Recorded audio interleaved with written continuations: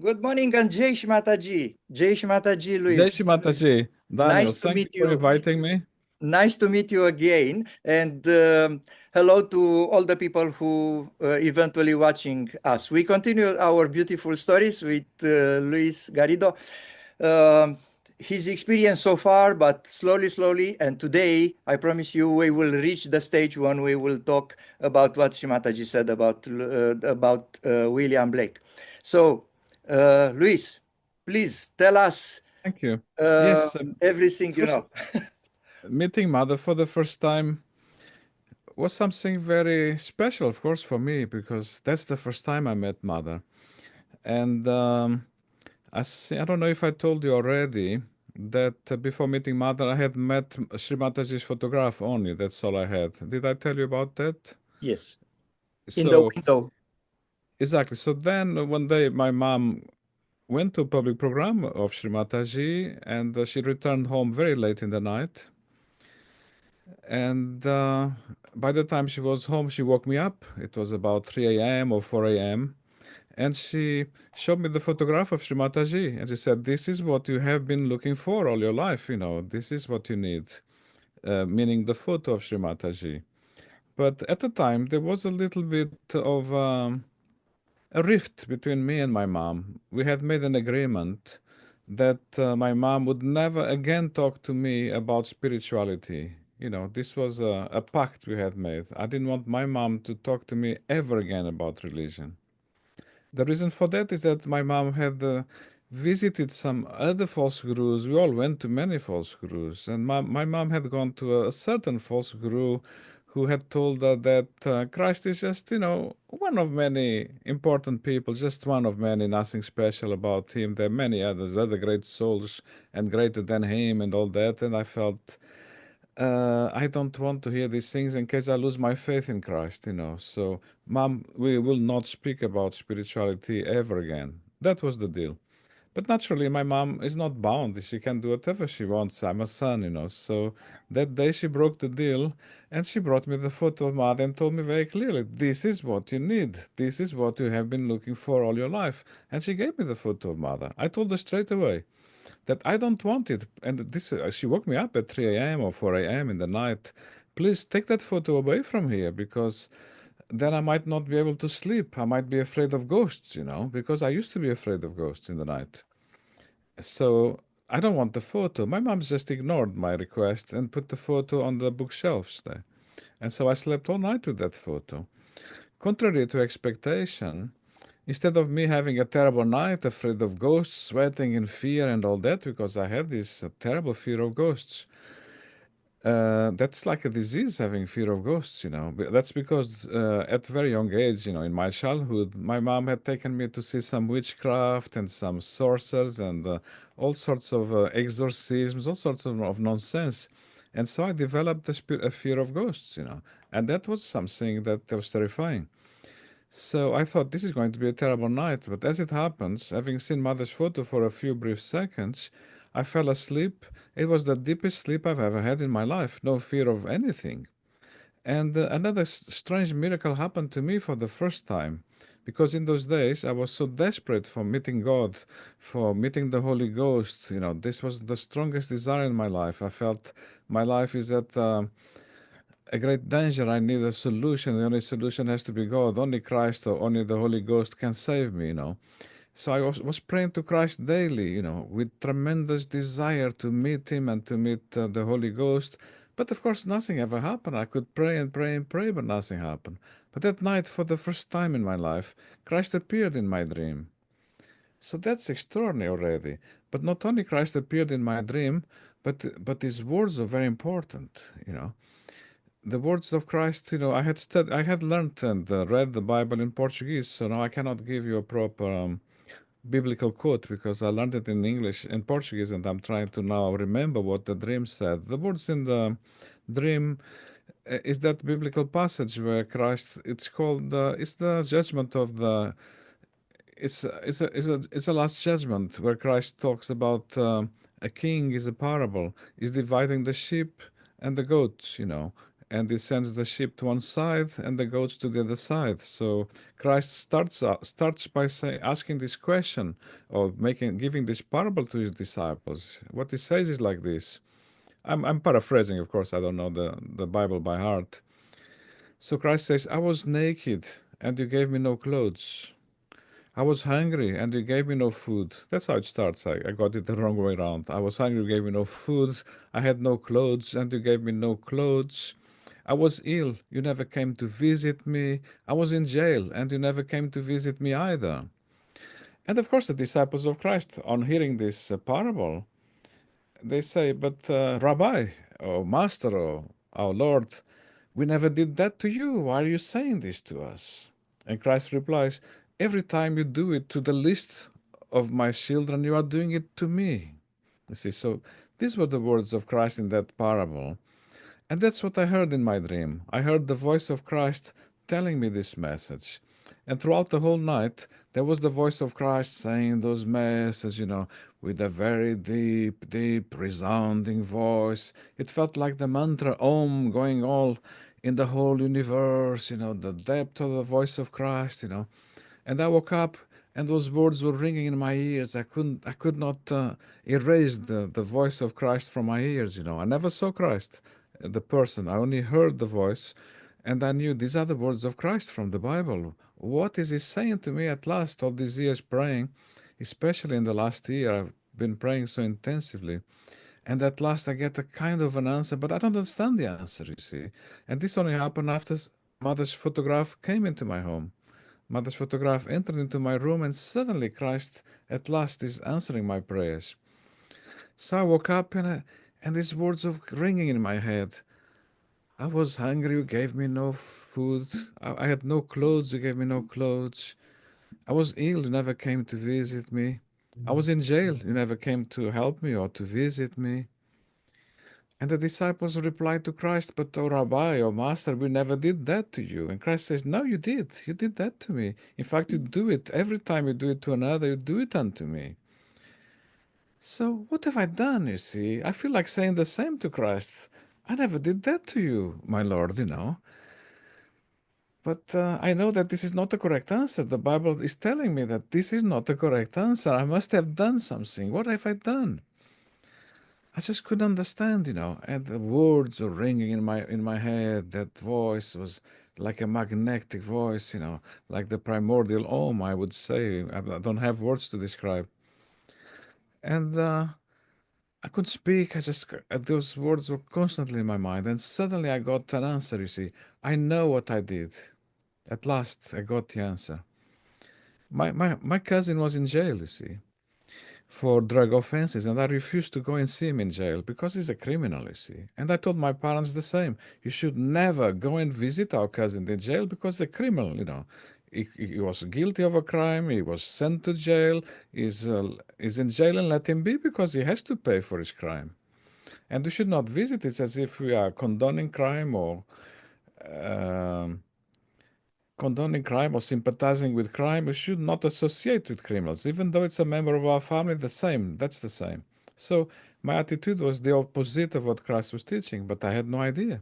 I was telling my parents off. My parents were correct because my parents used to go and visit him regularly. My father kept telling me, "Your aunt is so hurt with you that you don't go and see your son in jail, and you are studying law. You are on your last year of your law course, and you still don't visit your cousin, you see. This is unchristian, this is unsocial. If you love your aunt, you'd show some respect and do that." I said, "I cannot, because I cannot condone crime. So I was a fanatic. My agony was totally blocked. I was reading the Bible, but I didn't understand anything. And now at last he's telling me this. Christ is giving me this message. So I saw the point. I have to go and see my cousin in jail. This is now, today. As I made this decision and I announced it to my parents said something very extraordinary. You know what? Because I had a girlfriend in those days, and she was communist and I was not, because I was a Christian. And we used to fight and argue a lot about this point that she would like me to convert and become a proper communist, but I could not become a communist because there's no God in communism. I couldn't convert her either because she was quite a fanatic communism, just like I was a fanatic, Christian. So we fought and argued, and we didn't have a good relationship. I was trying to finish this relationship with her very hard, but I couldn't. I was afraid of her parents. I was afraid of her brothers. Her brothers were members of a political party, very aggressive one. They used to put bombs under the cars of people. That party, they were members of that. So I knew if I mess up with this girl, or do anything. Or upset her brothers or her father, I'm in deep trouble. They might nick up me or God knows what. This was my fear. It may not be the reality. This might not be the reality. They might not have done this to me. But in my mind, that was an actual fear. And I believed this. I was afraid of this. I tried so hard to get rid of her, and I couldn't, you see. She would not. And I was afraid to dump her in case a family got upset with me. But so I was mistreating her, treating her badly, hoping she would dump me because I was too afraid to dump her. So I had this problem when I went to see mother the first time. I have a girlfriend and I'm trying to get rid of her for the last year or so, and I don't have the courage. I'm afraid. I was also afraid of ghosts. I was afraid of dying. I was afraid of hospitals and medical treatments, and I was quite ill. So I was in the grips of fear, suffering like this. I was afraid of God, you know. And suddenly now God is telling me I have to go to jail, so I'm going to jail immediately. Now, my girlfriend had made a vow she would never talk to my parents because my parents were reactionaries. They were against the revolution. So she made a vow out of principle she would never speak to my parents. Now, these days, just as I decided at long last that I'm going to go to jail, and I apologize to my parents for being such an idiot and to telling them off. My parents were going to jail to see my cousin in secret. They didn't want even to let me know they were going in case I started ranting against it, because I was a fanatic, a religious fanatic. So you can imagine the amount of baggage I was suffering from. And just as I tell my parents I want to go to jail today, they say, well, I think you may have to go another day because you know what? Your girlfriend rang us for the first time. She forgave us. This is a great miracle. And she says she wants to come and meet us, and have lunch with us today. So she's coming today. So when she comes to see you, the last thing we can do is then go, all of us go together to jail to see our cousin because she already thinks we are bad people because you refuse communism. Now, if on top you go and show that in our family you have this criminal in jail for drugs offenses, she's never going to talk to us again. And I said, I don't care. Whatever she thinks, whatever she does, I am going to jail today because I've been ordered by Christ to go to jail. You see, the fanaticism in me, it was rather strong. So, okay, you are going to jail today as usual, aren't you? Yes, and so am I. And what about her? I don't care. She can come if she wants. She better come and see the truth about our family. We have our cousin is in jail. Is a criminal, drugs offenses. That's it. I don't care. That's a problem. So we went. So she came. We had lunch.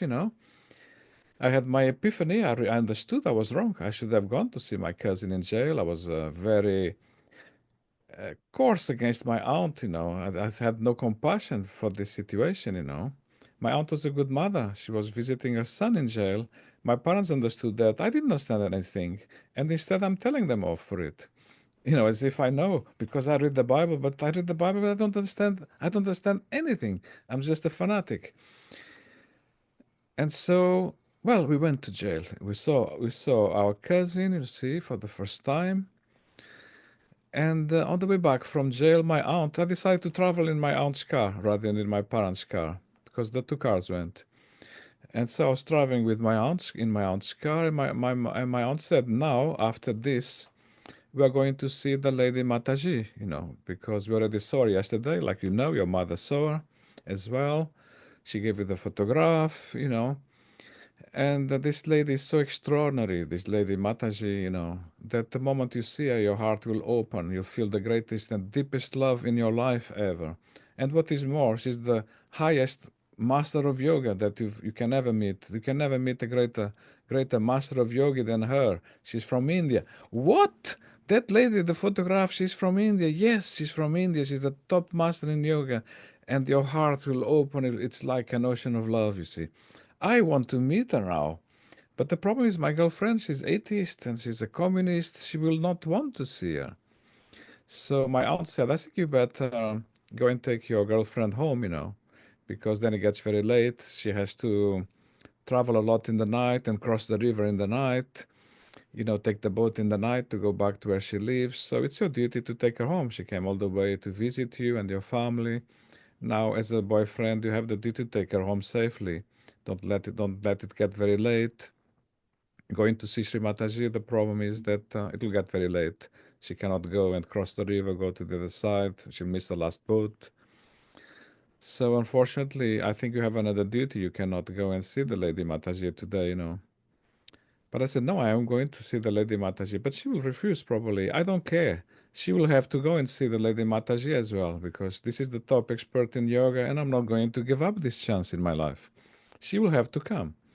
So I told her, look, now we are going to meet this Lady Mataji, the top expert in yoga, and you have to come because after that I'll take you home, or I'll ask my father to drive us there all the way to your place. So even if you miss the last boat, we'll take you home. But you must see the lady. I'm not missing that chance. You see, because now I'm starting to feel. You see, this lady caused the dream of Christ. You see, the reason I had a dream of Christ in my life for the first time is because the photo of Sri Mataji entered the home. By now, I'm starting to associate the two events. The photograph is what brought me the dream of Christ, so I cannot miss meeting this lady. You see. So we arrived there, you see, and then the negativity attacked. She refused to go inside mother's house, where mother was staying. So I dragged her by force. She was very thin. I pushed her by the arm and just dragged her up the stairs, and that's it, by force, totally. Because she was very thin, I was hurting her on the arm, digging into a bone. And we were hurting me. She started making a big noise and a big shouting, and I just dragged her by force. I mean, she's being negative, that's it. These people don't believe in God, they're atheists. They must be put in that place. That's it. I used to be a fanatic like this, so I dragged her by force. So we arrived there at Shri Mataji's place, and Shri Mataji was having a siesta. So they told us to go into a special room. This was a very ancient property, a house from possibly from the 13th, 14th century, very ancient. And so in those days, in the olden days, the houses had very low doors. The doors were very low because people were small, carved in stone.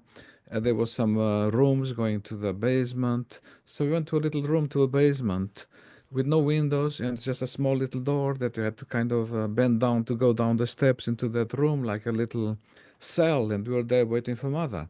There were some chairs.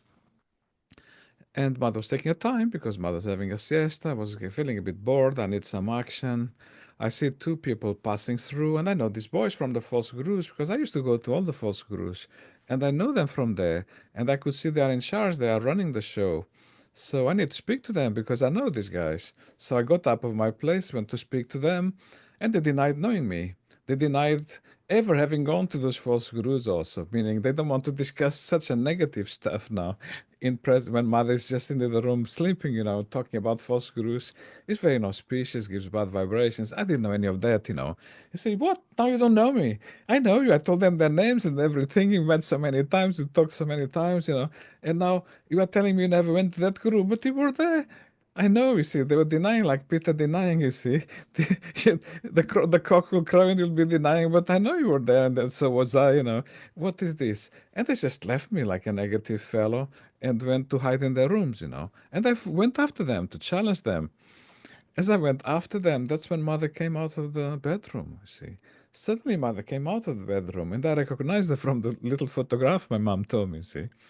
And I said, wow. Look at this lady, you see. Upon seeing mother, I don't know if I told you this story already. I saw all my previous lives, you see.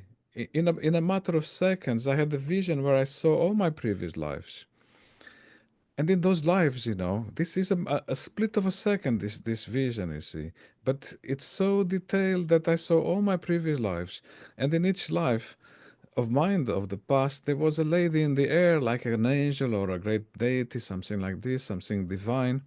This lady was the Lady Mataji. She was there in a cloud, and she was looking at me and pointing at me. Oh, look at what he's doing now. Oh my God, he's going that way. Oh, he's always doing wrong things. Why is he getting lost again? Why is he doing nonsense? And inspiring me to keep on the right track and supervising each and every of my lives to help me, to give me guidance. you know. And this was a split second vision I had. So I knew, oh my God, this reminded me of another vision I had once in my life. Once I was in a motorbike accident, and when the motorbike hit the car, I went up in the air. And whilst I was in the air until I landed, again, this takes a fraction of a second. But in that second, I saw each and every person I had ever met in my life until that day in my life. I was about 14 in those days when I had that motorbike accident, But so I met each and every person I had ever met in my life. I saw them, you see, all in a split second. I saw my funeral as well because that was I was dying in that accident. So I saw my funeral. I saw my parents crying and weeping, and each and every person I had ever met was also there, attending my funeral. And then the same lady in the air in the cloud looking at me, pointing, said, "Look at this guy, he wasted his whole life for nothing on a stupid motorbike accident. He had promised his parents he would never ride a motorbike. He broke his promise and now he's died on this accident." I had broken my promise. I had given that promise to my parents I would never ride a motorbike, but I did, and what a massive accident. Head-on collision with the car. So in this split second, I saw that whole life of mine up to that day. Of course, when I fell on the ground, I was totally unhurt, not a scratch. It was a miracle. I knew, oh my God, who is that lady in the sky in that cloud, telling me that you missed your best chance of your life. This was your most important life, spiritually speaking, and you just wrecked it like this. You see, that was the warning in the dream. But yet, nothing happened. It's a miracle. You see. So when I met Shri Mataji, I got a similar experience, but instead of seeing my current life, I saw my previous lives. And the same lady in a cloud, which I didn't know who it is, maybe an angel or a kind of a deity, supervising and checking my previous lives and helping, like that lady helped me in that dream, in that car accident, which I came out without a scratch. So I knew this is something quite extraordinary, this lady. So I made a mistake. I came to see her and I'm not prepared. I must go home and come back another day because I need to purify myself. I knew I was a sinner and I thought I'm a sinner because I eat meat. I mean, my ignorance and my stupidity, I need to have a bath before meeting this lady. I need to purify. I need to stop doing sins. I need to stop eating meat, which I thought was a big sin. And then only I can meet her because she is quite extraordinary. She's too great. I mean, I thought I was coming to meet someone I didn't know how great it was. Although there was a little hint because the photo and the Christ appearing in my dream, but still no idea. Now I know this is someone extraordinary. See, so I went straight to that little room where my parents were waiting for Sri Mataji to wake up from her siesta, and my girlfriend was there, and my sister, and my aunt, and my uncle.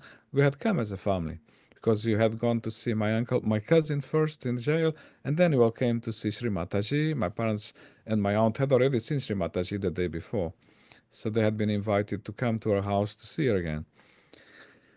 And so I told my parents, I'm not ready for this. I have to come back maybe in a month or so. When I'm ready, when I'm totally purified, then only I can meet her. And I looked behind me, and there she was. Sri Mataji was standing behind me in that arch. The door was in an arch, in the shape of an arch, because an ancient building. And the arch was exactly the height of Sri Mataji. And Sri Mataji's size fills up the arch totally. There's not a millimeter for me to escape.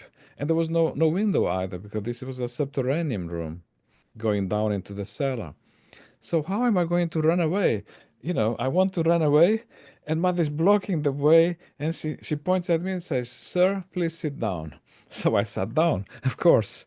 And then she looks at my girlfriend. I brought her there by force against the will. I even hurt her a little bit. And she looks at me. This is the first time mother spoke to me. She said, "Who is that woman sitting there?" Pointing at my girlfriend. So I have been studying English for 2 years, intensively because I wanted to read William Blake in English, not translations, you see. So I've been studying English. So how hard is that? All I have to tell mother is that this is my girlfriend, you see. But what happened to me is that I forgot the word girlfriend. It blanked out from my head. So I sit there in big silence trying to think. I can't remember the word girlfriend. What am I going to say? Then I tried to explain, you know, she is my friend. She's a girl, I'm a boy, she's my friend, you know.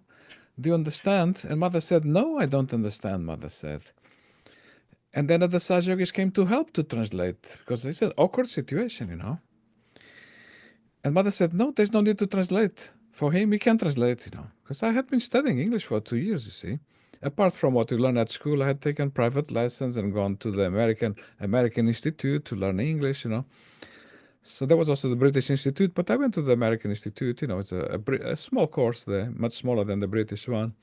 So I had been studying English, apart from private lessons, you know.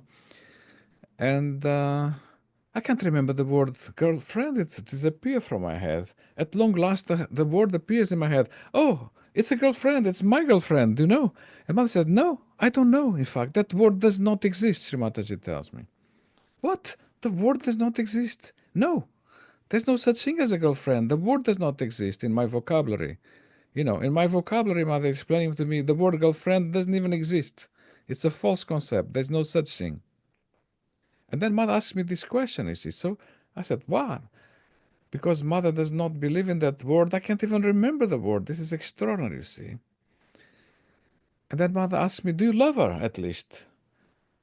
And again, I had been trained as a lawyer to say whatever one can say to defend the cause. So all I had to say is, you know, of course I love her. Otherwise I wouldn't be her boyfriend, isn't it? That's all I had to say. But I couldn't say this because this is a lie. I got the fright. I cannot lie in front of this lady. So I had to say the truth. Mother asked me a second time, do you love her or not? And again, I couldn't say, I couldn't answer. She asked me a third time, do you love her or not? And the truth came out of my mouth. I don't love her at all. I've been trying to get rid of her for the last 2 years, you know. And mother says, but this is horrendous, you know. Is this the way to treat a lady? You don't even love her. What are you doing with her? You know, is this the way to treat a woman, you know? So the first time I met mother, mother's giving me quite a tell-off, you know. Is this the way to treat a woman? You don't even love her? What are you doing?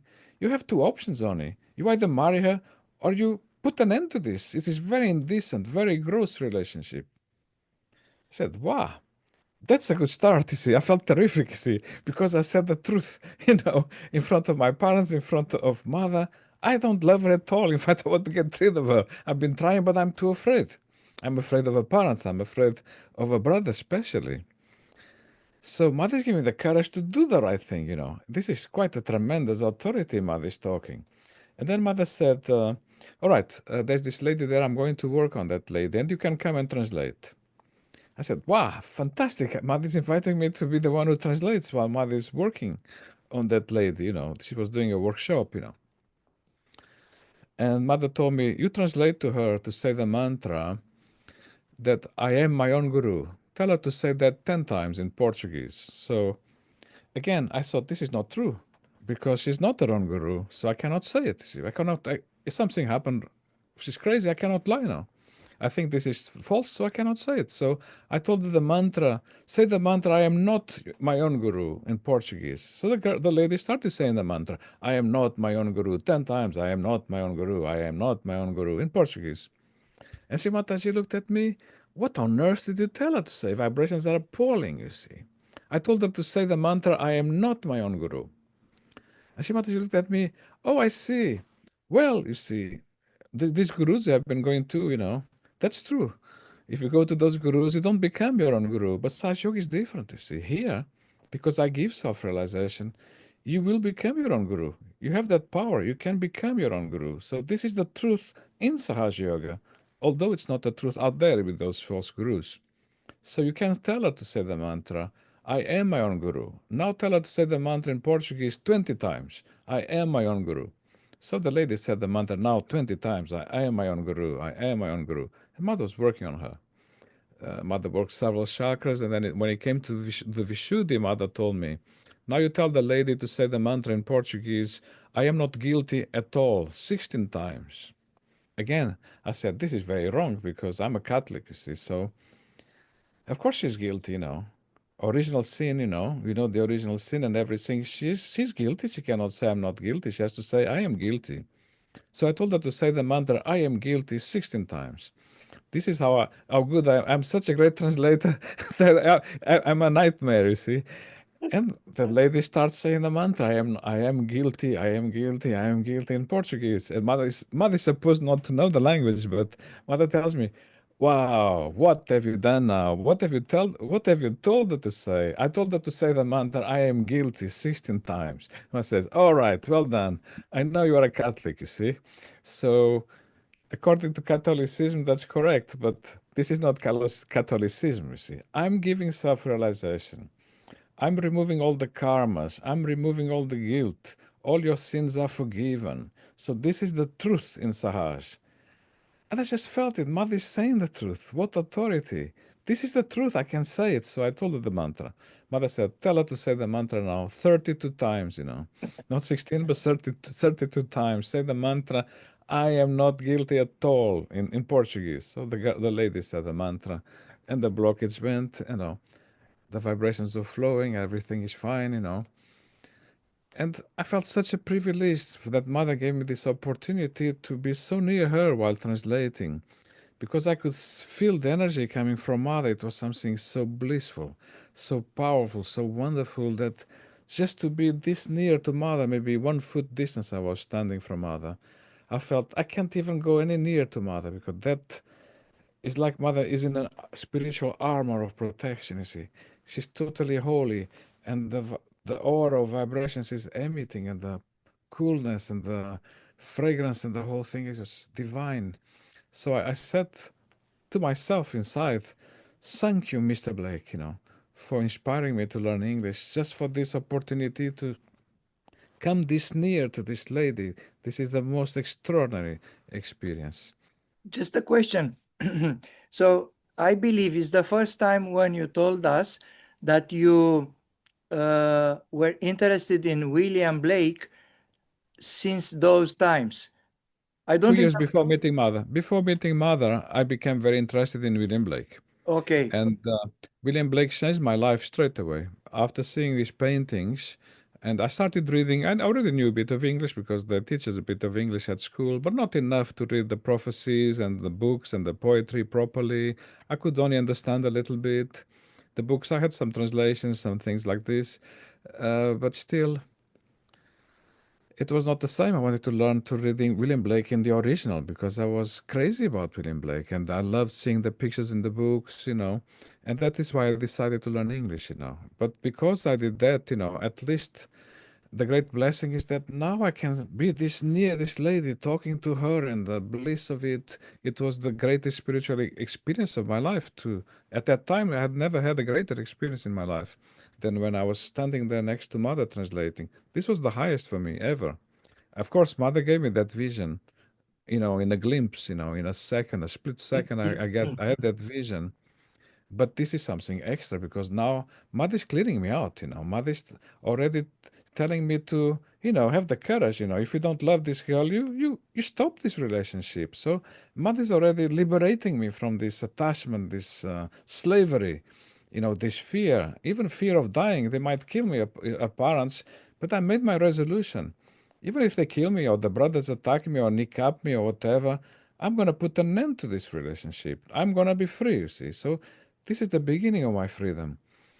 And I'm gonna be a better person. I have to change. I have to stop being a biblical fanatic or a Christian fanatic and, go a step higher. And Mad is challenging my, limitations about you cannot be your own guru, you have to be guilty.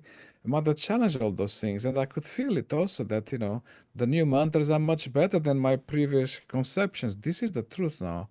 You can become your own guru. You can get rid of your guilt, you see. This is like a revelation. I feel it's like meeting Christ. Meeting Mother to me felt like I'm meeting Christ, you see. So Christ already appeared to me in my dream, and now I'm meeting Mother. And Mother is behaving like Christ. This is what I felt. Looking at her, it's as if I came here to meet Christ, you see.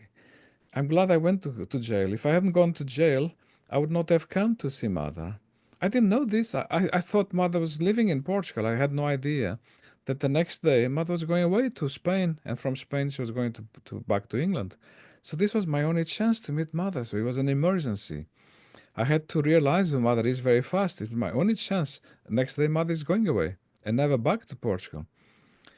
So I can never meet her again, you see. But I thought, oh, I have the whole time. Mother's living in Portugal for sure, like all the other gurus, and I can come next month. By the time I purified myself, I knew how to purify myself. You take a bath, you stop committing sins, and you stop eating meat, and then I'm done. I'm ready. You see, I was just an absolute fool and an ignorant who reads the Bible and doesn't understand anything.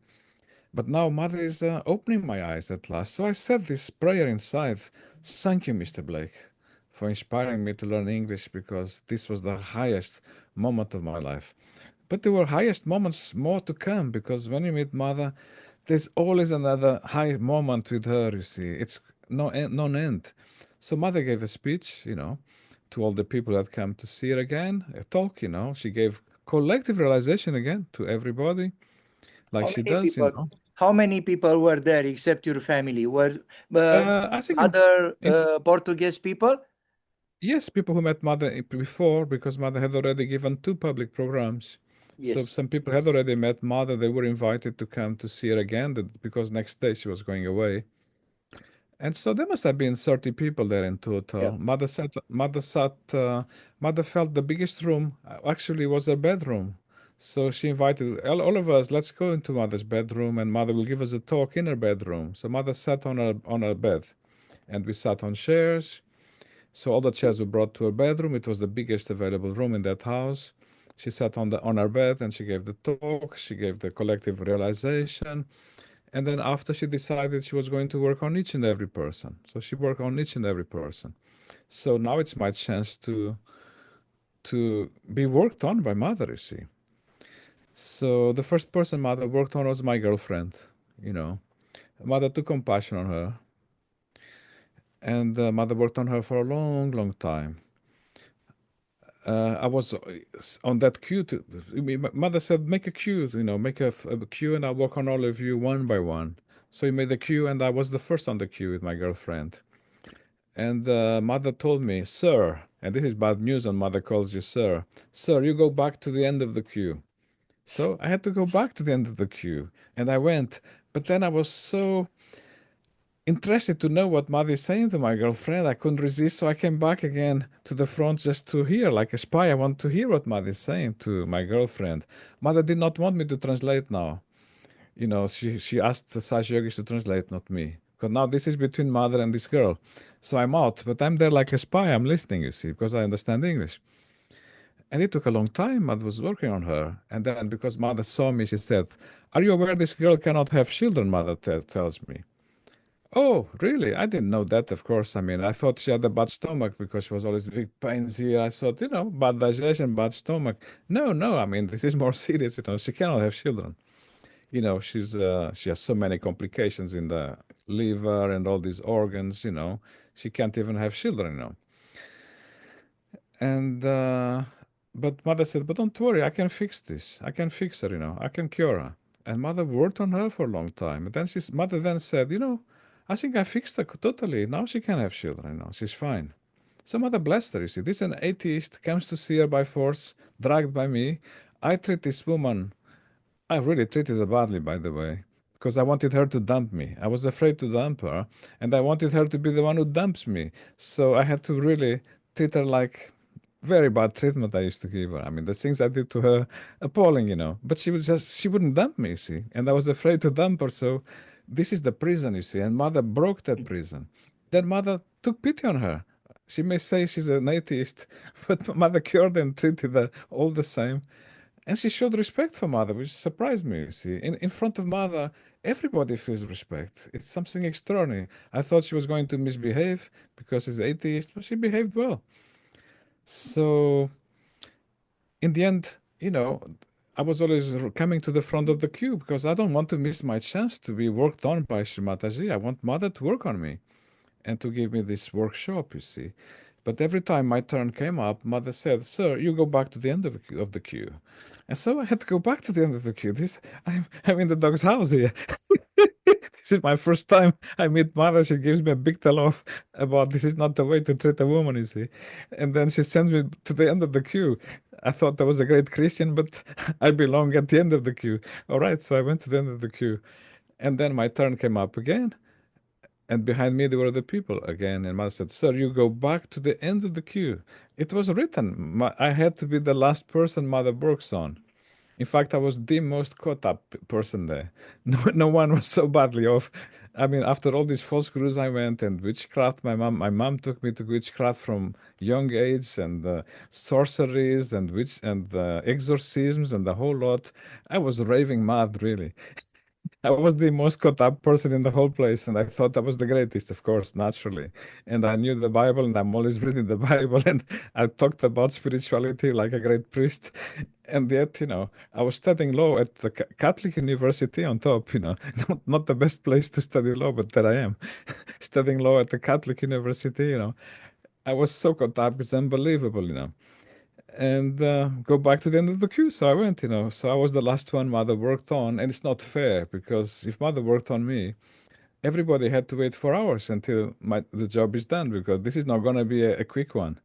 While mother is working on other people, gradually I'm clearing out a little bit. I'm getting the vibrations. I'm seeing what mother is doing to other people. So at last my turn came up. It was already, I think it was about 1 a.m. 1 a.m. in the night by the time my turn came up for mother to work on me. And it took a long time. Mother said so many mantras in Sanskrit to my ears because I was a bit hard of hearing. I'm still a little bit hard of hearing nowadays. But in those days, it was bad and I was still very young, you see. Now at my old age, it's natural to become a little hard of hearing. But in those days, it was bad also. And mother said so many mantras in my ears and she told me, I think now you can hear better.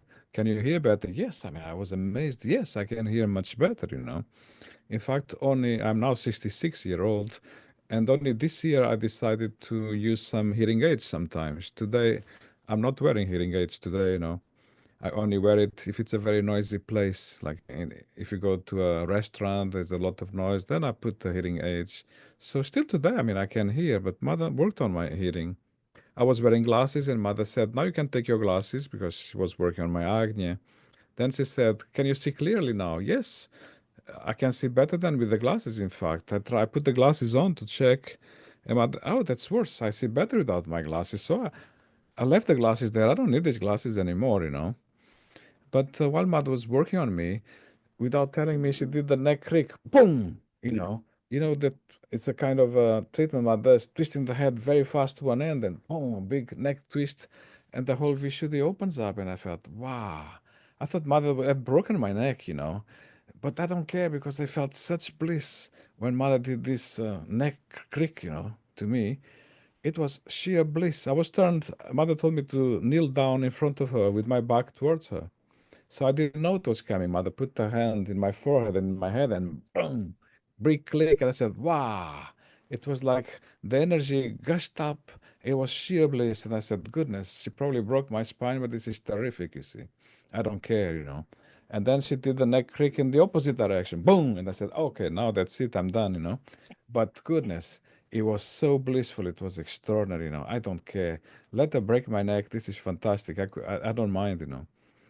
And then, without telling me, mother went to her handbag and took an Indian medicine called Netranjan, and she put it in one of my eyes, and I couldn't see a thing. Like I went blind in that eye. The tears were coming, coming, coming with the camphor in that medicine. I just couldn't see anything. But instead of panicking, I've gone blind, you see. I just felt terrific. This is extraordinary. I mean, I really love it. This is the most blissful experience I've ever had in my life. And then, without telling me, mother puts another wallop of that medicine in the other eye. Now both eyes totally blind. I can't see a thing. Just tears, tears, tears. The agni is cleansing, you see. And I couldn't see a thing.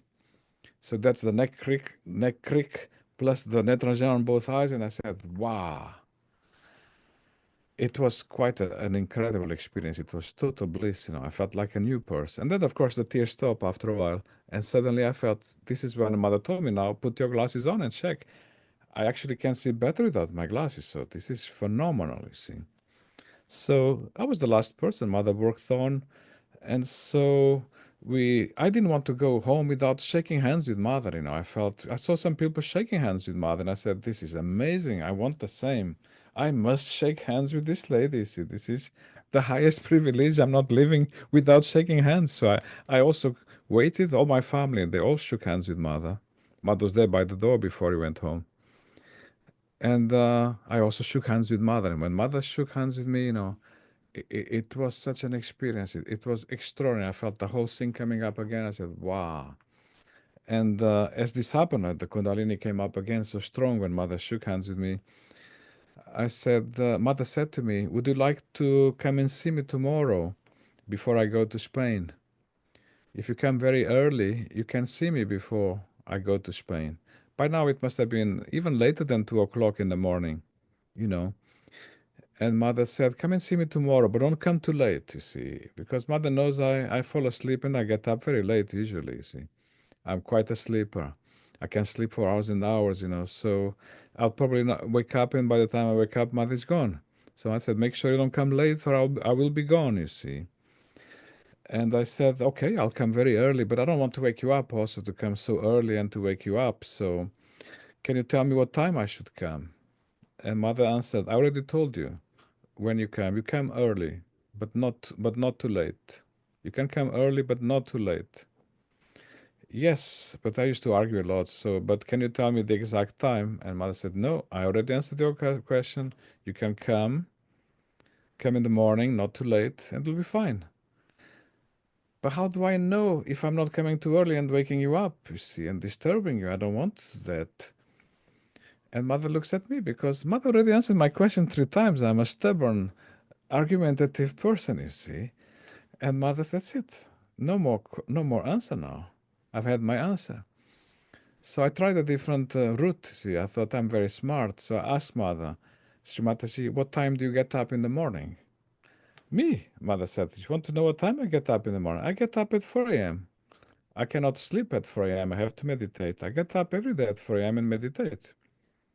Oh, I see. So you get up at 4 a.m. and then you meditate. So that's when you get up. So if I come at 4 a.m., I'm not waking you up. You're already up. You are meditating, isn't it? Yes.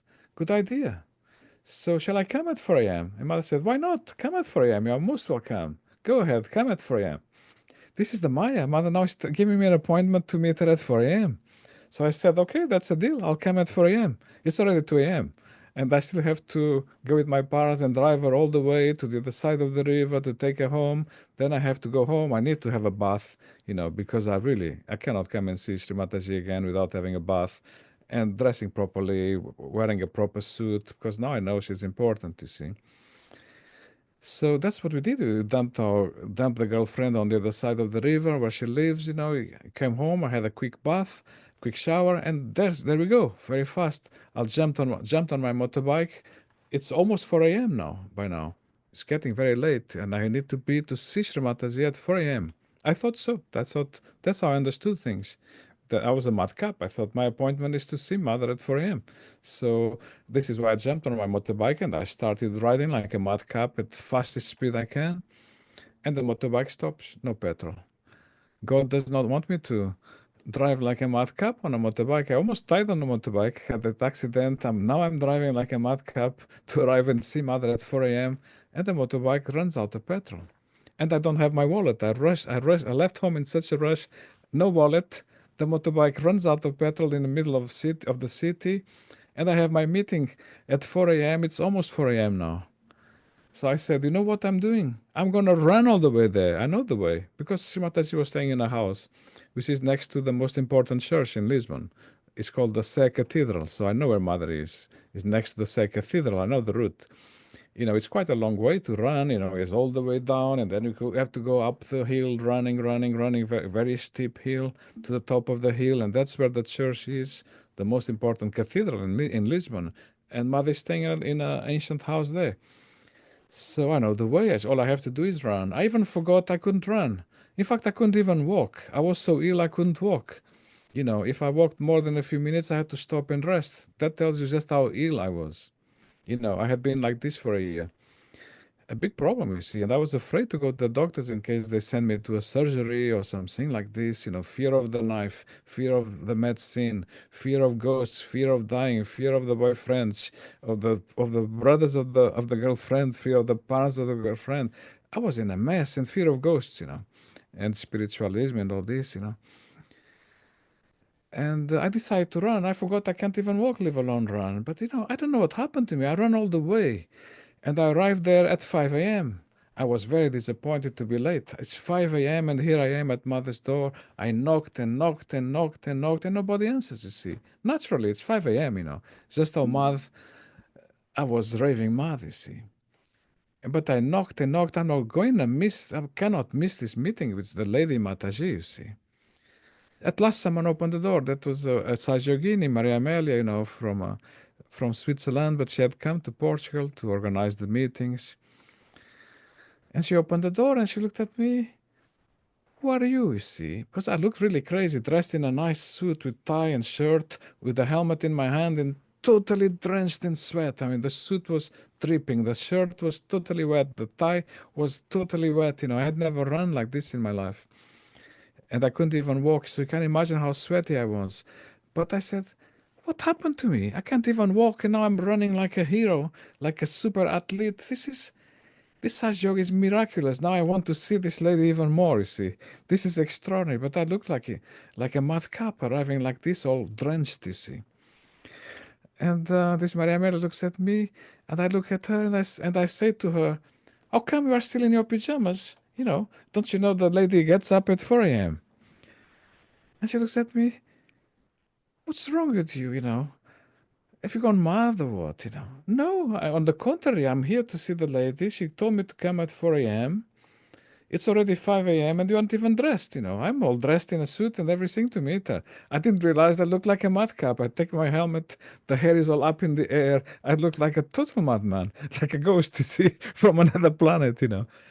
And she looks at me, oh my God, the shape you are in. You know what? You need to meditate. All right, come in. You can do a meditation. You'll feel better after that. So she told me, see that photograph? You can do your meditation now. But I'm not here to meditate. I'm here to meet this lady. Yes, I know. You are here to meet this lady. She gave you an appointment at 4 a.m. I know. Don't you worry. In due time, when she's dressed, when she's up, she will meet you. Don't you worry. She's not running away. She's here. You can meet her. She told you to come to see her because she was present. She saw my appointment with mother was to come and see her before she goes away to Spain.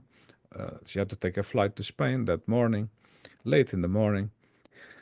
And so she said, you sit down and meditate. But I used to be a madcap all the time arguing. He said, how can I meditate? No one has taught me how to meditate in this technique. So I cannot meditate. And this is 5 a.m. and she just got up in her pajamas and said, oh my God, you just sit down and turn the hands towards the photo, close your eyes and that's it. That's how you meditate. And I started arguing, you see, just how stupid you think I am. You have the duty to teach me the technique. You just don't tell someone to meditate and not teach the technique. Oh, come on, I just told you how to meditate. You sit down, you put the hands towards the photo, you close your eyes, and that's it. That's it. Yes, that's it. You try it. Try it. If it doesn't work, then you can complain, all right? And now I have things to do. And she had a lot to do, in fact, because she had to iron mother's saris. Mother was traveling. In Who was fact, I who was that? Who was that lady? Giorgini, Maria Amelia de Kalbermatten. So, it's now 5 a.m. and she had a lot to do in the morning. In fact, she had to iron some saris for mother because she's traveling to another program, to another country, and to pack mother's things and pack her things also and get dressed and take a bath, everything. And here I am. A hard customer arrives at 5 a.m. and complaining no one taught him how to meditate. So she said, it's up to you. You just do it and leave me alone. And she went away. I had no, and now I have nobody to argue with, so there's nothing I can do. So I sat down, I shut up, closed my eyes, put the hands to photograph, and my God, does it work? This meditation is extraordinary. See, I've never seen I had never experienced something like this. This is an unbelievable meditation, and Mother is sitting in the next room. Mother is not far away. In a room. She's still, I don't know what Mother is doing. Mother could be meditating also, who knows? Or she could be back to sleep. I don't know what Mother is doing, but Mother was there and the incredible meditation was extraordinary. So an hour later, Maria Amelia comes to check on me to see if I'm still in one piece. So, okay, you are looking a bit more normal now, okay? Feeling better? Yes, yes. I have nothing to do. Is the lady ready? She said, take your time. The may need to have a bath if she wants and a breakfast. Then she'll see you. Okay, I thought she was seeing me at 4 a.m. Take it easy, take it easy. She'll see you when she sees you, okay? You just relax. But I need something to do because I'm a madcap, you know. So I said, I'm gonna prepare a breakfast for this lady. You are what? Oh, I see. You want a breakfast. All right. You want a breakfast. Look, I'm very busy. I have to I have to iron some saris for the lady. I have to pack the bags for all of us. I cannot cook your breakfast, you know, but I trust you completely. Go in the kitchen, eat everything. Eat anything you want. It's all yours. Eat a breakfast. You've been running all morning. You've been running, you know, all the way because I run a long distance, you know. And now you need a breakfast. So cook yourself a breakfast and eat it, all right? I'm too busy. No. I said, no, I don't want a breakfast. I want to cook a breakfast for the lady because have you given her a breakfast? No, it's only 5 a.m. I've not given her a breakfast yet. It's 6 a.m. By then it was 6 a.m. I had done the meditation, you know. No, I've not given her a breakfast. She does not eat breakfast at 6 a.m. I will give her a breakfast later when she gets up, when she's ready. So you have your own breakfast, cook your breakfast, eat everything you want. No, I'm cooking a breakfast for this lady. I took my time. I cooked a massive breakfast for Shri Mataji in case she was hungry. I was pretty hungry, by the way. But I cooked mother a very big breakfast, you know, everything. I threw everything at the breakfast: eggs, bacon, sausages, fried bread, orange juice, tea, coffee. I don't know what she eats, so whatever I can find, even some special Portuguese bread, the whole lot, with butter and fried bread. You don't know, I went crazy, you know. And so I prepared this big breakfast. So an hour later, she arrives. So, have you eaten your breakfast? No, I've not eaten my breakfast. I'm cooking a breakfast for the lady.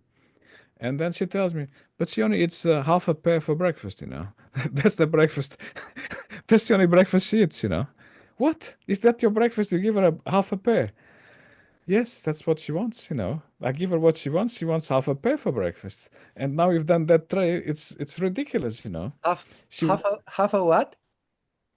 half a pear. It's a fruit, a Ah, pear. a pear. Yes. A pear, half a pear. Yeah. You see, I said, what? Is that what you give her? Half a pear? No, give her a proper breakfast. Here it is. It's all ready.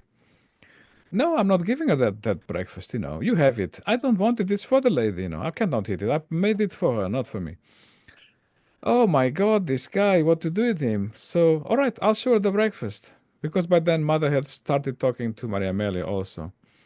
So, mother knew mother is now talking and doing things, you know. So, all right, I'll show her the breakfast just for a laugh, you know. But I can tell you, this is not a diet. She doesn't need these things. She doesn't need this type of things, you know. Not in the morning, at least. But I'll show you the breakfast. Give me the tray. I'll show you the breakfast. All right. So if that makes you happy, I'll show you the breakfast. It's a big laugh. She'll laugh at it. She'll tell you to eat it yourself properly. And she went into the room. She closed the door. Half an hour later, she comes out to the tray is empty, and the eyes are popping out of her head. You see, big eyes. She ate everything. You know, she ate a lot. She couldn't believe it. Yes, she ate a lot. Yes, mother ate the whole breakfast. She said, "Wow, I'm happy for that." You know, and now she wants to speak to you. She wants to see you. I said, "Wow, that's good. Now I can see Shri Mataji at last before she goes to Portugal, to Spain. Sorry." And mother went in. I went into the room, and Maria Mela stayed in the room as well. Mother's not leaving me there alone in mother's room, just me and mother. She stayed there to keep an eye because you never know these madcaps. They come from the streets, so she's keeping an eye on me. In fact, because she knows how crazy I am. And mother said, "All right. So now, are you feeling better?" Yes, yes, mother. I had a great meditation. Fantastic. Can you feel the vibrations? No. Okay, you cannot feel the vibrations. We can fix that. So sit down there. So mother told me to sit down on a settee, about 2 meters away from mother. So mother started blowing the spirit of the Holy Spirit towards me, you know, very strong. And when she did that, and I was only 2 meters away from her, sitting down with her hands towards her, it was like, oh my God, I just want to close my eyes and go into bliss and meditation, you know. But mother, you know, was not letting me to stay there with my eyes closed in meditation. Said, so, can you feel the vibrations now? I said, no. All right, let's try again. And this time, mother blew the breeze again a second time, you know, and it was the ultimate bliss. The whole thing was extraordinary. All I wanted to do was close my eyes and stay like this forever, you know. This was the highest. I thought I had seen it all, but now this is an even higher experience than before last night, you know. This is the ultimate, you see. And mother asked me, can you feel the vibration? I said, no. And by then Maria Amelia is looking at me and said, come on, you know, don't do this, you know. Why are you doing this? Because she could feel the vibrations. It was incredible. And mother blew the breeze the third time, you know, and oh God, this was the highest, you know. Now, this is the ultimate. And mother asked me, can you feel the vibrations now? And I said, no.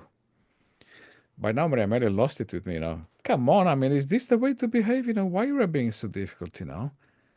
I'm not being difficult. This is not vibrating. I don't see any vibrations here. It's not vibrating, so it's no vibrations, you know. Unless it's vibrating, it's not vibrations, you know.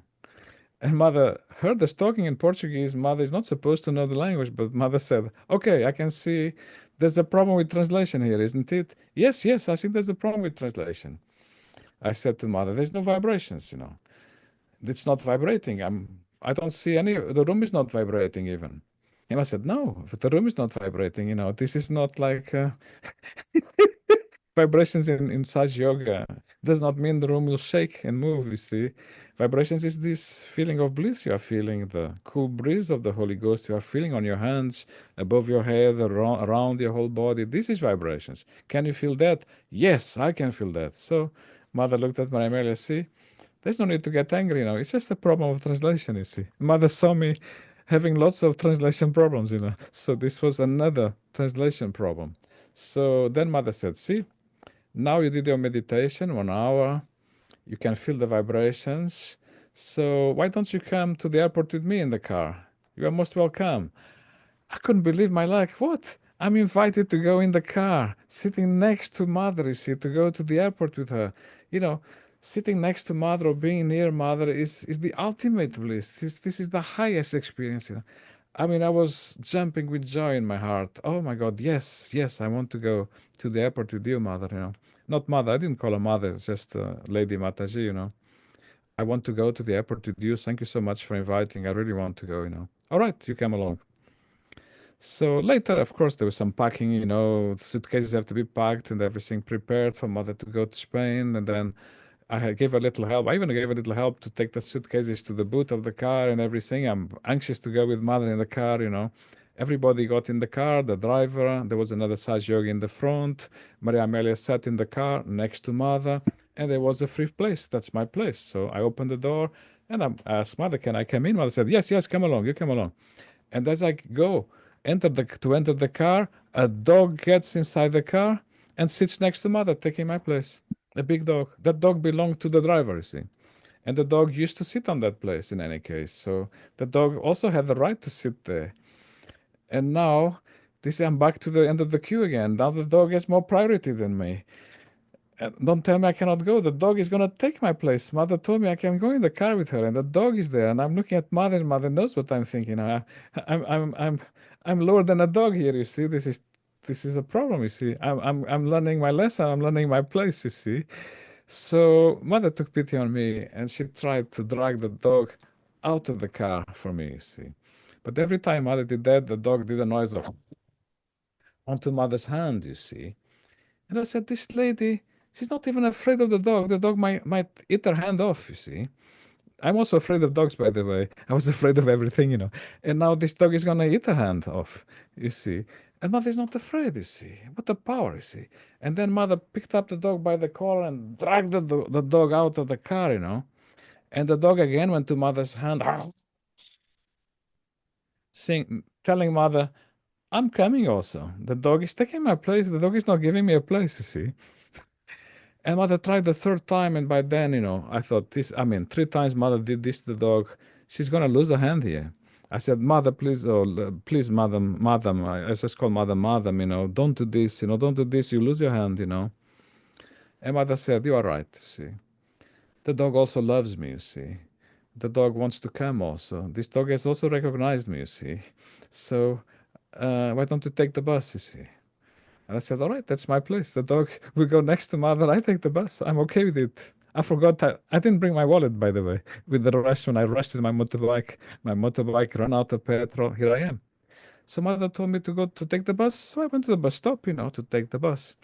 which is crazy because I don't have money. I'm dressed in a suit. I'm not a beggar. I don't know how to beg in the streets even. How am I going to make it to the airport? I cannot enter the bus without paying the fare, you see.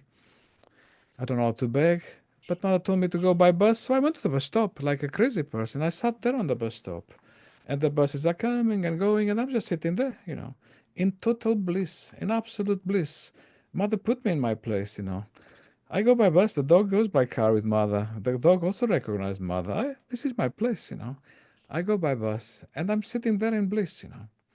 And then I knew those are the yogis, from the false gurus. They denied recognizing me, of course, knowing who I am, my name, nothing, or ever going to that guru. They denied me totally. They didn't want to talk about negativity and under mother's roof.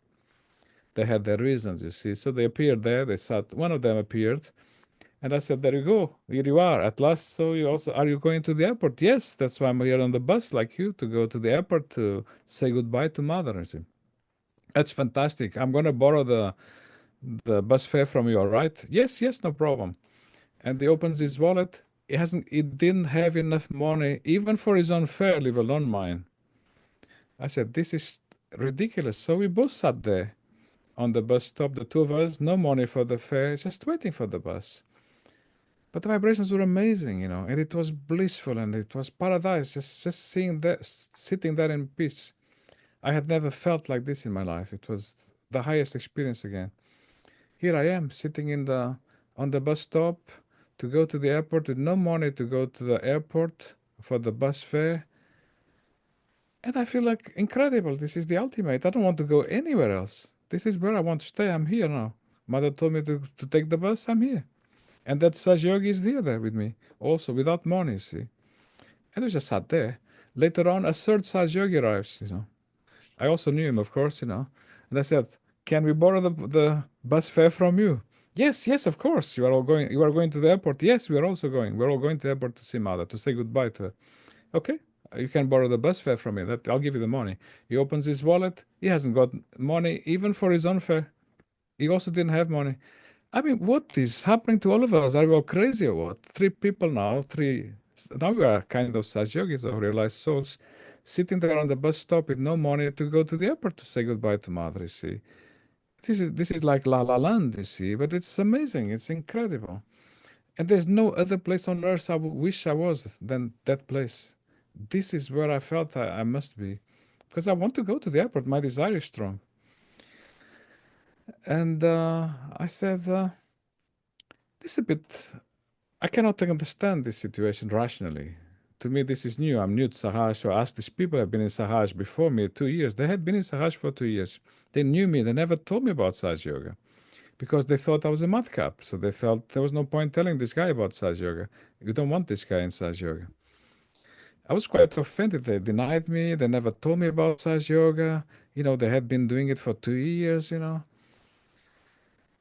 But okay, there we are. We're all in bliss. I said, so how do we do things in Sahaj? Is this the way? We just sit here and we get the magic carpet to take us to the airport or what?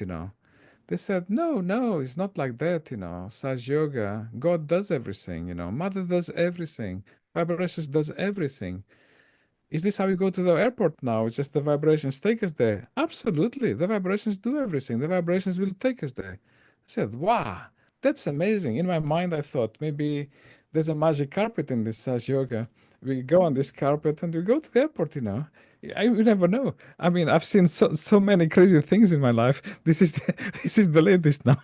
We go on a magic carpet on vibrations to the airport. And he said, "Oh no, no." They explained to me when I said, "Do you go on a magic carpet?" They knew I was teasing them. He said, "No, no magic carpet. You see, this is the reality. There's no magic carpet. The vibrations do everything. In fact, you don't even worry about how you go to the airport. You don't need to worry. Just surrender it to Mother. You can give a bandan, and they show me how to give a bandan." So I gave a bandan, you see, thinking, this is raving mad, you see. People think I'm crazy, but this is the next level of madness. You just give a bandan and you get to the airport, you see. And I asked him, is this how you pay for the bus fare now? You give you give a bandan and this is how you go to the airport. Okay, there's no magic carpet, so we're taking the bus. But how do you pay? We just do this. Is that the way? No, not at all. You don't think, you see. In Sahaj, you don't even need to think. It's beyond. These people are very advanced Sahaj yogis. For me, this is very advanced. Rationally, I cannot bend my head around this stuff. And I thought, gosh, these guys are as crazy as me. They think I'm mad, but I think they're mad, you see. And so we're sitting there waiting for the bus. But um, you said those guys get the realization 2 years before that. Yes, From Shri Mataji. Shri Mataji from Shimataji. come in Yes, Portugal 2 years back in 1981, but 82. both mother came in 1980. They saw mother. Mother came again in 91. One. They saw mother again. Yeah, Mother came again in 1982. At last, I saw mother. I yeah, never saw mother. All I saw was mother's photograph on a yeah, shop. I think I told you that. yeah, They were like it. They saw mother. I didn't say mother. All I saw was the photo of mother on a shop, but I didn't know yeah, this is mother. I didn't know who it was. yeah. But They were the these lucky guys, ones. yeah, those So guys, yeah, get they it. were the lucky ones, they didn't tell me about Sahaj Yoga. I mean, all I saw is that photo of mother. I didn't know who it was. And they had been doing Sahaj for 2 years. They knew everything. They met mother 2 years in a row. This was the third time they were meeting mother in Portugal. They also went to London to meet mother as well. So they also met mother in London. You see, Yeah, apart from Lisbon. So they were fully fledged Sahaj yogis. I yeah, thought they were mad also. They thought I was mad. I thought they were mad, and there you are, three of us sitting on the bus stop like madcaps. Uh, and we don't have the fare for the bus, and we are just sitting there waiting. We're not beggars. I'm dressed like a lawyer in a suit, my best suit and tie and everything. And quite humiliating situation, you see. And we waited, and time is passing. Time is passing. I'm telling myself the flight must have gone, mother must have gone away, and we are just sitting on the bus stop, waiting to go, wanting, desiring to go to the airport to say goodbye to her. It's quite a unique situation. But suddenly, out of those two Saj yogis there with me, one of them was older than the other, so he was more advanced. You could see this is the guy who knows the stuff. And so he gets up. Suddenly he gets up and he walks into the traffic. He stops the traffic. He sees a taxi. He stops the taxi and he says, "Come on, here is our taxi." It's a miracle, he says. So we go into the taxi. But how do you pay for the taxi? It's no problem. This is this is a friend of my best friend, the taxi driver. You see, that's no problem. He'll take us. This is a friend of my best friend. So we went on the taxi. You see. What a miracle, you see. And while you were driving, suddenly it tells us, I made a small mistake. This is not the friend of my best friend. This is a look-alike. It looks like the friend of my best friend, but it's not. It's just a look-alike. So I said, so we can pay the taxi, isn't it? No, we cannot pay the taxi. So what do we do now? And it tells to me with great knowledge and depth, spiritual depth, as I explained to you before, we don't do anything. We just leave it to God. We leave it to Mother. Vibrations do everything. In fact, there is a technique. If you want, you can give a bandan. So now this is how we pay for the taxi. We give a bandan, you see. I thought, gosh, and I thought I was going mad. This is the next level, you see. And they said, don't you worry about it. Everything is fine. We're going to arrive at the airport just at the right time. This guy talks like a prophet. He knows everything. I said, wow, this is the next level for me. Mentally, I can't understand this. And I said to them, we're all going to die here. The guy has a cricket bat under the seat. If we don't pay the fare, he's going to kill us, you see. Now I'm afraid of dying again. So I felt very noble about it. You see, this is what you should do. I have a strategy. When the car stops at the red lights, we all run away at the same time. I've been running all morning, so you'll probably catch me, but you can run better than I. You are healthier than me. Run, run, run for life, and you save your lives at least. Maybe you'll catch me because I've been running all morning. At least we might escape. At least one of us might survive or two, you see. I'll probably die, but that's fine. The thing is that I knew I was going to die, but again, like, I'm feeling terrific. I said, I should be really terrified of dying, but I'm not, you see, because I'm in paradise. I thought, this is really mad. What's going on here? I'm not afraid of dying anymore or what? You see, what is this? This self-realization is very strange experience, you know. And they just give another bandana. Don't worry about it. Nobody's gonna die. There's no need to run. Vibrations do everything. You just relax and sit back. And I said, all right, I'm gonna die, but I don't care. This is fantastic. While traveling towards Mother's airport, that I'm in paradise. And let's go. I just gave it a bandana and did like them. Surrender it to God. Why not? Let's surrender it to God. And the car reached the airport. He was looking for a place to stop. He found a place to stop. And they stopped next to Mother's car, and Mother was about to come out of the car. At the same time, do you realize how long we wasted in the bus stop? And the two cars arrived at the same time. The Sajogi was the driver.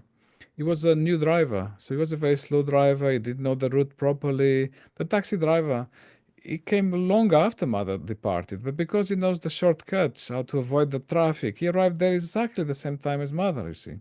And the Sajogi, being a new driver, he took the worst routes, got stuck in traffic, drives very slowly. We we arrived at the same time. Mother was there, coming out of the taxi. In the front, there was a Sajogi with Mother, another Sajogi from abroad, and he paid for our that Sajogi paid for our taxi, you see, no problem. And there we are. This is magic lands, this size yoga. I said, goodness, in one day I'm having so many new lessons, I thought I couldn't even walk. Now I can run, you know. I'm traveling with vibrations, traveling with the power of vibrations from the city of London to all the way to the airport, just with the power of a mandan. I'm shaking hands with Mother. Mother is giving me the cool wind of the Holy Ghost and so many experiences. I was really so excited about Sahaj that I said, I'm staying with you people in the ashram now. I'm staying, you see. They didn't want me, but I said, I am staying, you see.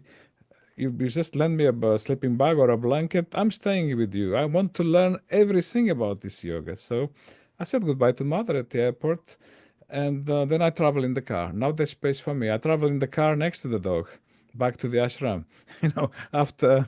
After we said goodbye to Mother, now we go back to ashram. Now I can travel in the car next to the dog. I became friends with that dog. That dog gave me a good lesson. You step He's on the also ladder. Yeah. Yes, that this dog. I've been promoted. Now I can travel with the dog. And we go back to the ashram. And I told them, I'm staying here. I'm not leaving. I'm here to stay. This is my home. I want to learn this Saj Yoga. And I did. So I stayed there. And somehow, a Saj Yogi was there. And it rang Shri Mataji. Mother was in Spain, giving programs in Spain. So mother rang us, rang the ashram there, how we were doing, and they said, "Oh, this guy, this madcap, he's been staying with us from day one. He said goodbye to you, and they decided to come and live with us. He's here for life." He says his life is Sahaj. He doesn't want to leave now. He wants to be a Saj yogi. And Mother said, "You know what? Instead of going to London, I'm coming back to Portugal to meet him. Because I travel all over the world to meet seekers of truth. I want to meet him again." And so she changed the tickets and came back to Portugal. Again, after doing the Spanish tour, she came back to Portugal to meet me, and In she the said, in make the sure he same, comes to in the same year. 5 days later. Mother went to Oh, Spain for 5 days. Mother went to Spain just for 5 days. And then she said, instead of going straight to London where she lives, she said, I'm going to go back to Lisbon for a few days just to meet this guy, this madcap, who decided to stay in the ashram immediately. And he's telling you he wants to be a Saj Yogi. His life is Saj Yoga. So Mother decided to come back to meet me. So she said, I want to meet all the people again, all the new people she met before in Portugal. You invite them to come and tell this guy, Louis, to come to the airport to meet me as well. So Mother invited me again to come to the airport when she arrives. So I was there. Now I'm a Saj yogi. I have flowers and everything. I'm there at the airport to receive Mother. I have my bunch of flowers. I'm a proper Saj yogi. And Mother talked to me like, yes, you are a Saj yogi now. In those 5 days, I tried to learn everything I could about Saj yoga. These guys are giving me a crash course in Saj yoga. They are tough teachers, they throw you to the deep end of the pool, these guys. So they'll give me a crash course in Saj yoga. And I thought, now I understand these things. I was learning the mantras and writing them down in my book, studying it like as if I'm at university, preparing for a big Sahaj exam. I'm trying to learn everything. And mother comes back, the top teacher came back to see me, and invited me to the airport, even like as if I'm a Saj yogi with my flowers and everything. And it was extraordinary experience. So mother came back, and she decided to meet those people again privately in her home again, the same home, because that house had been rented for mother to stay, plus an extra month for people to stay. So for running meetings and meeting people. So I was staying there as well. So mother came. Mother decided to invite everybody again, so people had to ring. They rang all the people who came and saw before. So my parents came again, you see. And mother said, "Tell people to come at this hour. I'm giving another private public program just for these guys, for people who met me before." And so my parents came as well. But just before the program was going to start, I told Shri Mataji, "I have a pain here, you see here. I didn't know this pain is called ego because I'm always talking and arguing and talking and arguing and then behaving like a madcap. And for the last 6 years, I've been having a pain here. I didn't know what to do about this. This pain is called ego pain, you see here. I didn't know.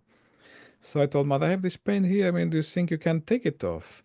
And Mother said, "Yes, yes, no problem." She picked up her finger, the Agni finger, and she went like this over my forehead, phoot, and threw the problem away. That's it, gone. I thought, wow, I've been having this headache for 6 years, it's gone. So I went to celebrate to the kitchen with those boys. Immediately we started an argument and talking and arguing and arguing and arguing. Guess what? The pain came back. I didn't know this is called ego, you see.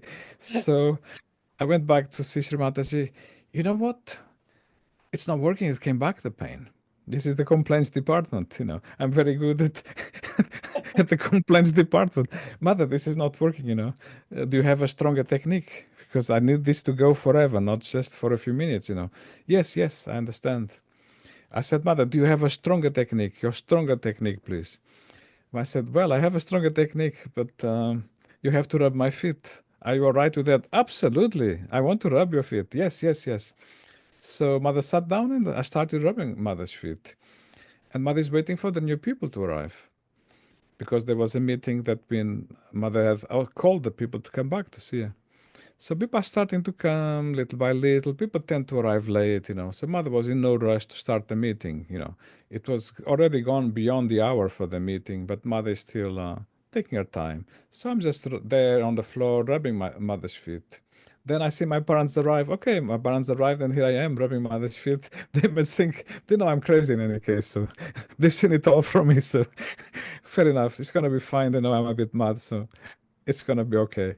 So I'm there rubbing mother's feet, and this went on for at least 40 minutes.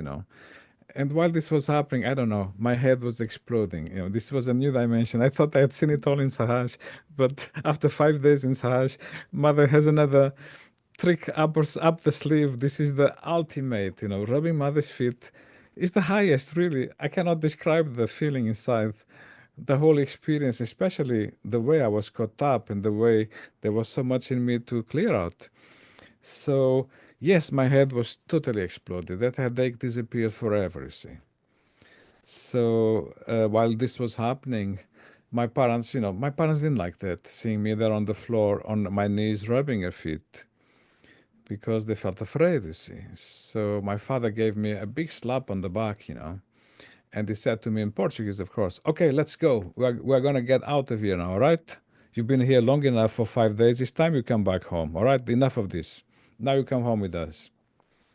So because he talked to me in Portuguese, I translated Shri Mataji. My father is saying that now he's going to leave. He's going to go home with my mom. And he's telling me to come with him. And mother said, "Yes, of course, it's your father. If you want to go, go with him. You can go. But you don't have to go. It's your choice. If you want to go, go with him. It's your choice if you want. Well, you are busy. You are rubbing my feet, so." Oh my God, I said, what a tremendous freedom. I mean, I was afraid to disobey my father because if I disobeyed my father, he would give me a slap on the head. I would be flying in the air. See, my father was really strong, secret police. He was, like a spy or so. He was a really strong person. If he gave me a slap, I'd be flying in the air. I had never disobeyed my father because for good reasons. And now, for the first time in my life, I'm not afraid of my father. I told my father in Portuguese, of course, "You can go. I'm staying. I'm busy, as you can see." And my father said, "Look, this is your last chance. You come now oh, this is it, you know. It's all right, you can go. I'm busy now. All right, goodbye. Go, you go. And my father went. So I said, gosh, I told my father to go. I don't give orders to my dad, you know. Usually, this is like a new experience, you know. I said, what a freedom. I like this, you know. I really like this feeling, you know. And so I carried on, grabbing mother's feet. It went on and on and on and on. About 15 minutes later, my father is back. He gives me again, I'm there on mother's feet, rubbing mother's feet, and he gives me a slap on the head. Okay, you are still there now. What's this nonsense? Let's go. I have a flat tire. Look at negativity. He got a flat tire, see. And you know, I have a bad back. My father said he had a bad back. So you are going to change the tire for me, all right? So up you can. Let's go. So I didn't want to go because I'm rubbing mother's feet and I'm in the highest of blisses, you know. I thought I got rid of my dad successfully. He's back 15 minutes later. He came back, you see. So I look at mother. I need help here, you see. I translate it to mother. My father is saying he has a flat tire, he has a bad back, and I have to go and change the tire for him. So now I have to go. Mother said, yes, of course, you know, if you want to go, just go. You know, that's no problem. But, you know, you don't have to go. Why don't you tell those boys there? These are the two Portuguese yogis who, who said they didn't know me, but now I've been living with them for 5 days, you know. You tell them they can change the tire for your dad. They have very good backs. They are very strong and healthy. They can change the tire for your father. And if you want, you can. You are busy. So I told my dad, Dad, I am very busy. See those two boys there? They'll change the tire for you. Okay? Problem solved. And there he goes. He said, this is your last chance, you know? Last chance. Yes, my last chance. Thank you. Go, go, go. You go. I said, I'm a free man now. My father doesn't tell me what to do anymore. Um, I thought, this is incredible, you see. This is incredible feeling, you know, of liberation, you know. So the pain disappeared, you know. And I asked mother, is this pain now gone forever? Yes, but you know, it will take you many years to overcome this problem, you see. This is a serious problem, and it will take you many years to understand what this is and how to work on this, you know. This can take many years to overcome. Later on, I understood this problem is called ego. You know, ego it's quite a conditioning, you know. It can take a few years to work out. I need to rub mother's feet. In fact, that would be the best treatment for me. Still today, I cannot think of a greater treatment for my ego. It's a fantastic one. I love it, you know. I've been blessed. I've been allowed by mother to rub her feet on a few occasions, you know. Everybody used to. Mother used to give permission.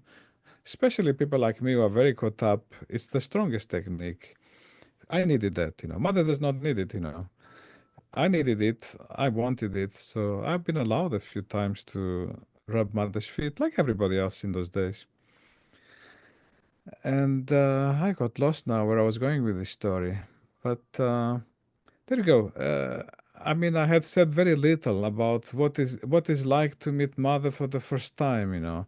To meet mother for the first time is life-changing, you see. I have And questions. go ahead. What's happened with your girlfriend? What's happened with your mother? Why your father was in the presence of Shri Mataji? So supposedly your father meets Shri Mataji before you. You've been Yes. together to her house. So your father and your mother supposedly drag you to Shri Mataji, and now all of Yes. a sudden I don't know about your mother, but all of a sudden, your father, in the presence of Shri Mataji, you're rubbing her feet. Instead of encourage you to stay there, he tried twice to drag you from there. Why? I'll explain. So what happened to me is that during those 5 days I stayed there in the ashram, I learned how to meditate, you see. So I knew I want to get rid of this girl now because she's an atheist. And I told her to meditate. I told her to come there to the ashram and to meditate. She came to meet me and she refused to meditate. This is a test. I said, no, I'm ordering you to meditate because this is an order now. You see, you have to meditate because, you know, I'm a Saj yogi now. You have to learn to meditate. No, she refused to meditate. So I decided I'm gonna dump her now. This is the end, you see. I don't want to have a girlfriend who refuses to meditate. This is not allowed, you know. So I said I went into meditation. And in meditation, I mean, I felt that I must have the courage. I'm gonna see her parents, and I'm gonna, do what mother said. You either marry her or you leave her. So I'm gonna tell her parents that I will marry her on some conditions, of course. She has to convert and believe in God first. Then I will marry her, or else that's it. That's the end. When I put these conditions to her that, to marry me, she has to believe in God and she has to marry in the Catholic Church wearing a white dress as well. These were my conditions. I was a fanatic, you see. She's an atheist and a communist, but she has to marry me. She has to believe in God. She has to convert. She has to wear a white dress, marry in the Catholic Church. I was only for 5 days in Sahaj, so I'm still my old fanatic as always. And when I made this proposal to marry her like this, he said, "Goodness, you are such a bastard. Get out of my life for good, you see. Don't ever want to see you again. That's the end." I said, "Hallelujah, I got it, you see." I was such a bastard, you see, that she dumped me at last. I got there, you see. I was free. And the parents didn't kill me, the brothers didn't kill me. They all felt this guy is a good riddance. This guy is a fanatic. This guy is never gonna convert to communism. They don't want me in their family. In fact, they didn't want me in their family. So 6 months later, this girl found another husband and got married, you see. And 9 months later, she was pregnant, and she gave birth to a child. So mother's prophecy came true. Mother cured her, you see. And she got a better husband. I'm sure she got a better husband than me because I was still a crazy fanatic. So that explains what happened to the girlfriend. She refused to meditate. So Yeah, she disobeyed. I thought yeah, this is not on. Now I'm gonna do what mother said. She either marries me or I put an end to this situation. I got my courage at last. I gave her the conditions how she can marry me. The conditions were so crazy that she told me to get lost, yeah, and that was the end of the problem. And where was I going with this? Okay, my parents. So my yeah, parents, my aunt, you see, my aunt whose son was in jail. Remember, I went to jail to yep, see my yep, cousin. You see, my aunt had met Shri Mataji on 2 occasions. You see, and my parents had met Shri Mataji on one occasion only.